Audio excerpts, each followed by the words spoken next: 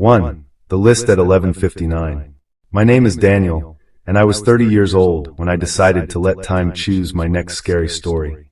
That night, rain tapped against my apartment window while I sat in front of my camera, notebook open, trying to create the most interesting horror video I could. I wanted something simple, scary, and clear.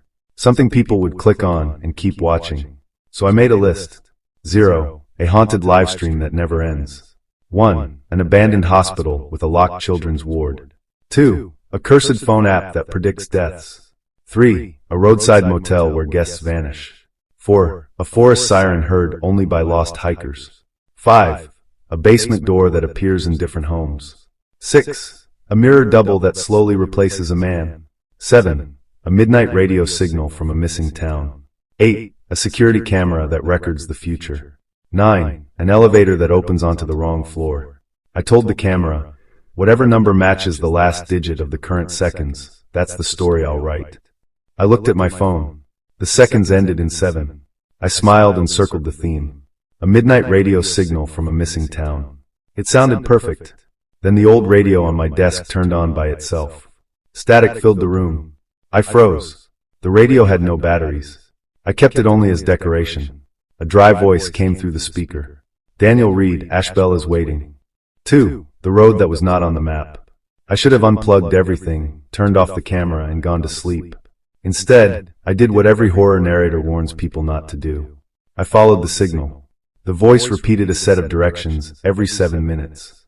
Drive north on Route 18. Turn left after the dead gas station. Continue until the road loses its name. I searched Ashbell online. Nothing came up. No town, no history, no news, no map pin. But when I typed the directions into my phone, the screen flickered and showed a gray road leading into empty land. At 12:47, I was driving through heavy rain with my camera mounted on the dashboard. The world outside my windshield became darker with every mile. Streetlights disappeared. Houses disappeared. Even the radio stations disappeared, one by one, until only static remained. Then I saw the sign. Ashbell population 913. The sign was bent, rusted, and covered in wet vines. Beneath the town name, someone had scratched a message into the metal. Do not answer the broadcast. My phone lost service the moment I passed the sign. My headlights showed empty houses, closed stores, and cars parked along the street like their owners had stepped away for 1 minute and never returned. At the center of town stood a clock tower. Both hands pointed to midnight. 3. My face on the wall. I stopped in front of a diner called the Bright Spoon. The sign above it was dark, but inside one booth light glowed. I stepped in with my flashlight and camera. Dust covered the floor. Cobwebs hung from the ceiling. Every table was set with plates and cups, but the food had turned to dry, gray shapes. Then I saw a fresh cup of coffee on the counter. Steam rose from it. My chest tightened. I whispered, hello. The jukebox in the corner clicked on. A slow song played, warped and low, like it was coming from underwater. I backed away, sweeping my flashlight across the walls. That was when I found the missing person flyers. Hundreds of them. Men, women, children, families. All marked missing. All dated across different years. Some were from 1973. Some from 1991. Some from last month. Then I saw the newest flyer. It had my face. Daniel Reed missing since 12:07 a.m. last seen entering Ashbell. My hands went cold. The flyer was not old or dusty. The paper was clean. The ink was still dark. Behind me, the radio over the diner counter hissed to life. Welcome back, Daniel, the voice said. I ran outside. Across the street, in every dark window, pale faces watched me without blinking. 4. The town that listens. I sprinted down Main Street, but every turn brought me back to the clock tower. I tried 3 streets, then 5, then 7. Each road curved in a way that made no sense and returned me to the same square. The town was not abandoned. It was listening. Radios clicked on inside empty shops. Car speakers crackled. A broken police scanner on a bench whispered my name. Daniel. Stay. Tell the story. I covered my ears, but the voices seemed to come from inside my head. At the far end of the square, behind an old church, a red light blinked in the fog. A radio tower rose above the rooftops. Thick cables ran from it down the church wall and into a basement door that stood open. The voice returned, clearer than before. The broadcast needs a narrator. I wanted to run, but the town had already taught me there was no easy way out.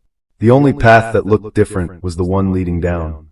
So I followed the cable into the church basement. Each step creaked under my boots. The air smelled like wet wood and burnt wires. Below, hundreds of tiny lights blinked in the dark. And then I heard myself speaking. Not from my mouth. From every radio in the room. 5. The room of stolen voices. The basement was filled with radios. Old wooden radios, car radios, police radios, pocket radios, and tape recorders stacked from floor to ceiling. Wires crossed the room like roots. At the center stood a broadcast machine made from all of them. A microphone hung in front of it. On the desk beside it was a notebook. I opened it with shaking hands. Page after page listed names, dates, and themes. Each person had chosen a story. Each story had brought them here. At the bottom of the last page was my name. Daniel Reed, theme 7, midnight radio signal from a missing town status, pending a tape recorder started spinning. My own voice came out, but I had not recorded these words yet. If you are hearing this, the town has already found you. I stumbled back. The microphone lowered by itself. The broadcast voice spoke again. Finish the story, Daniel. Give us an ending. I understood then. Ashbell was not just a place. It was a trap that fed on attention. Every person who listened, followed, and told the story gave it more power. If I narrated the ending, I would become part of the signal forever. But if I refused, the faces outside would come in. 6. The last broadcast. I grabbed the microphone and ran. The radios screamed behind me. Doors slammed upstairs. The pale faces poured into the church, silent and fast, not walking like living people, but drifting like shadows tied to bones. I climbed the tower ladder in the rain. Wind pulled at my jacket. Below me, Ashbell lit up house by house, store by store, window by window. The town was waking. At the top of the tower, I found the main transmitter. A red light flashed beside a switch marked live. The microphone cord had somehow followed me all the way up. The voice filled the night. Tell them what happened. Make them listen. I looked down at the streets. Hundreds of faces stared up at me. I looked at my camera, still recording, its battery impossibly full. Then I understood the only ending I could choose. I pressed the microphone close and spoke clearly. This is Daniel Reed. If you ever hear a radio call your name after midnight, do not answer. Do not follow directions. Do not search for Ashbell. The tower shook. The faces below opened their mouths in one silent scream. I kept talking. And if this story reaches you, remember this. A trap only works when you step inside it. I ripped the microphone cord from the transmitter. The red light burst. The tower went dark. The town below vanished in a wave of static. When I opened my eyes, I was back in my apartment. Dawn had come. My camera was dead. The old radio sat silent on the desk. I thought it was over. Then my phone buzzed. A new comment had appeared under my latest video, uploaded while I was gone. It said, "Great story. What happens if I found the town?" From the radio, very softly, a voice whispered the answer. Ashbell is waiting.